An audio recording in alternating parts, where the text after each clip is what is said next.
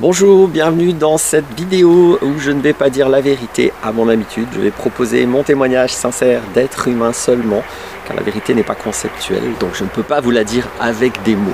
Le sujet de cette vidéo, c'est, comment je peux dire, le vécu émotionnel. On parle beaucoup de refoulement, je vais parler de défoulement, ce dont on parle beaucoup moins. Donc c'est un point précis dans le genre de réactivité qu'on peut avoir quand on vit une émotion, dans le genre de, je pourrais dire gestion émotionnelle, mais j'aime pas trop la notion de gestion émotionnelle. En tout cas, on va mettre de la lumière sur comment vous vous comportez quand vous avez une émotion. Et je vais mettre la lumière sur un point très précis. J'aime bien faire ça, je pense que c'est comme ça qu'on avance le plus en conscience de soi. Pour petit à petit pouvoir mettre la caméra, la conscience, l'attention sur « Ah oui, il y a cette chose-là que je fais en une demi-seconde, je ne m'en rends pas compte. » Et puis là, d'un coup, si je m'en rends compte, je peux faire autrement. Je peux gagner de la liberté, je peux gagner de la maturité. Je vais peut-être commencer en disant l'inspiration de cette vidéo. J'ai eu l'idée de cette vidéo en regardant un film. Alors je m'excuse, j'ai pas le titre, mais c'est pas très important. C'est juste pour que vous fassiez le même chemin que moi. Le film en soi n'est pas important, c'est un film, c'est presque un documentaire le film, hein, mais c'est une fiction. C'est un film qui fait l'éloge de la justice réparatrice. Et la justice réparatrice, c'est quand on fait rencontrer, enfin c'est plusieurs choses, mais entre autres on peut faire rencontrer des victimes d'un type de délit ou de crime donné avec des délinquants ou des criminels. On le fait rencontrer dans un contexte très encadré pour réaliser les échanges, etc.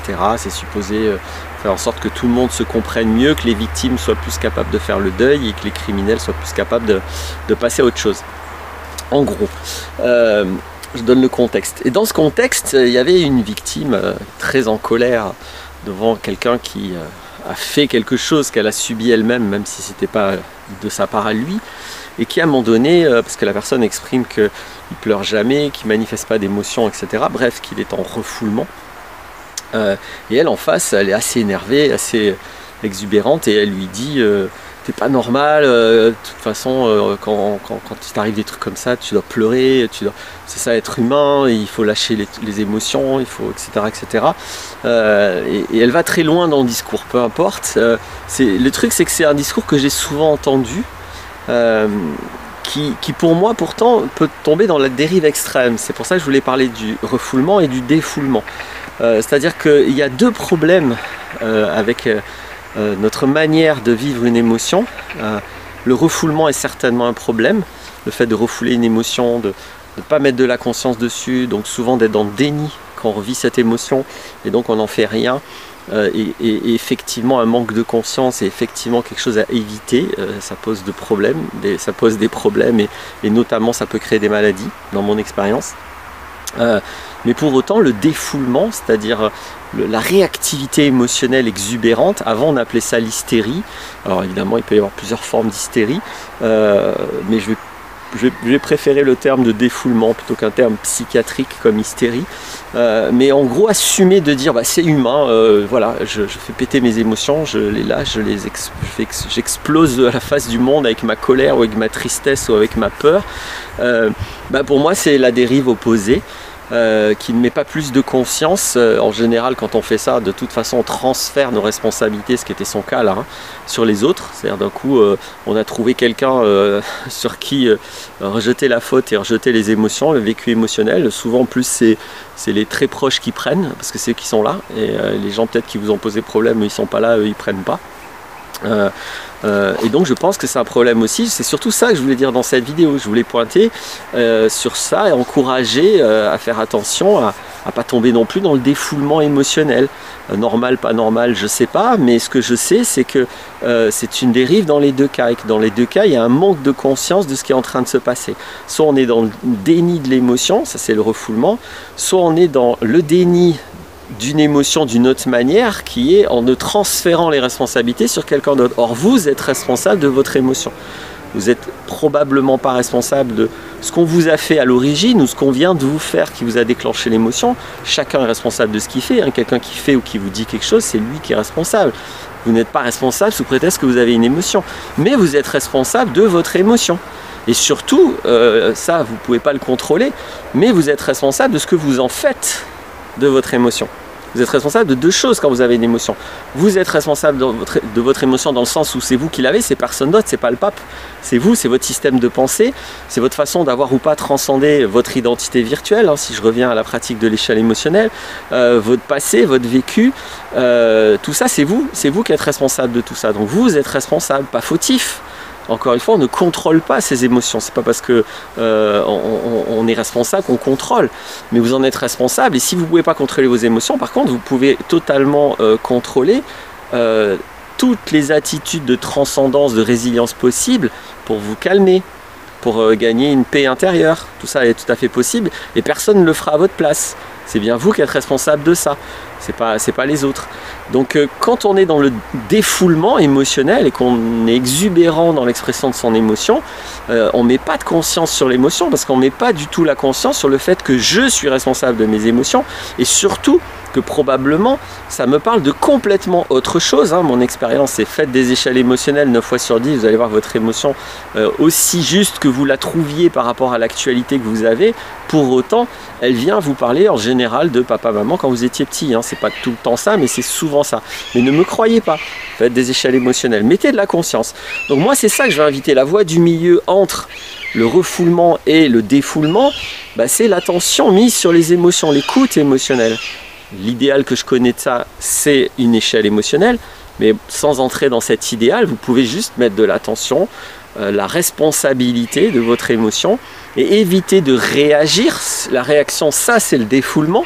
Alors j'insiste, il peut y avoir des légers défoulements ou des défoulements très abusifs, très exubérants, hein, il y a des degrés, mais dans tous les cas, si vous réagissez à votre émotion, vous êtes dans un défoulement. Vous n'êtes pas en train de vivre en conscience, ce que j'appelle vivre l'émotion à l'endroit. Vous allez trouver plein de vidéos sur vivre les émotions à l'endroit. Il y en a au moins 2 avec des approches différentes. Mais les émotions en général, hein, il y a toute une playlist hein, sur les émotions. Donc si vous voulez aller sur ce sujet, vous avez de quoi sur cette chaîne. Mais donc moi, je vais inviter à l'écoute l'émotion. Je prends la responsabilité, j'ai une émotion, j'en suis responsable. Et surtout, 1, j'en suis responsable. 2, de quoi ça me parle? Alors il y a peut-être quelque chose à faire par rapport à ce qui vient de se passer, qui a déclenché. Le déclenchement n'est pas la cause. On distingue le déclencheur et la cause, ça c'est une base hein, dans la conscience et dans l'autonomie émotionnelle, on distingue les deux. Après oui, il y a quelque chose qui a déclenché mon émotion, il y a peut-être quelque chose à faire vis-à-vis de ça. Mais je vais essayer d'agir vis-à-vis du problème de maintenant. Je vais éviter de réagir. Réagir, c'est j'agis après le détournement de ma mémoire, je réagis. J'agis encore une fois. C'est-à-dire qu'en fait, quand je réagis, je suis en train inconsciemment de gérer du passé. J'ai mis ma mémoire entre moi et maintenant. Cette mémoire, elle m'a filtré, déformé le truc. Des fois, elle a inversé le truc. Et du coup, je réagis et probablement de manière inadaptée ou exagérée. Parce qu'en fait, moi, inconsciemment, je suis en train d'essayer d'agir désespérément sur un truc du passé. Donc pour lequel il n'y aura plus d'action possible. Donc c'est ça la réaction. Réaction, c'est quand on reproduit quelque chose. Donc au lieu de réagir, je vais essayer d'agir. Et là, je suis pour moi dans ce que j'encouragerais. Donc j'encouragerais pas forcément à pleurer si vous êtes triste, à péter les plombs si vous êtes en colère.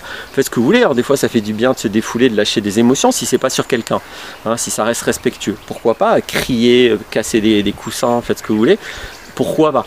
Mais en tout cas, ce ne sera pas de la conscience mise sur le coussin. Ça vous évitera juste, encore une fois, ça vous fera lâcher la pression, ce qui est pas mal. Il vaut mieux faire ça que refouler. Hein. Donc il vaut mieux être dans le défoulement, mais sur des objets, pas sur des êtres vivants. Et encore mieux que le défoulement, même sur des objets, encore mieux, il y a la conscience et la responsabilité émotionnelle.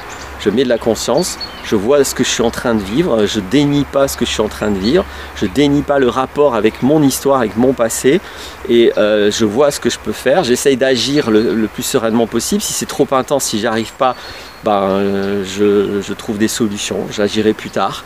Je prends du recul, je me casse, je vais me calmer, puis je reviens, je sais pas, il y a plusieurs manières de faire si vraiment l'émotion l'émotion est trop intense, ça arrive, mais j'essaye d'agir au maximum, donc je prends du recul sur mon vécu émotionnel, et puis j'ai conscience que j'ai un problème si j'ai une émotion, et qu'il faudra bien que je le résolve un jour, alors peut-être pas maintenant, mais ensuite j'investis un processus de résilience, un processus de transcendance de mon identité virtuelle, que je peux trouver si je fais une échelle émotionnelle.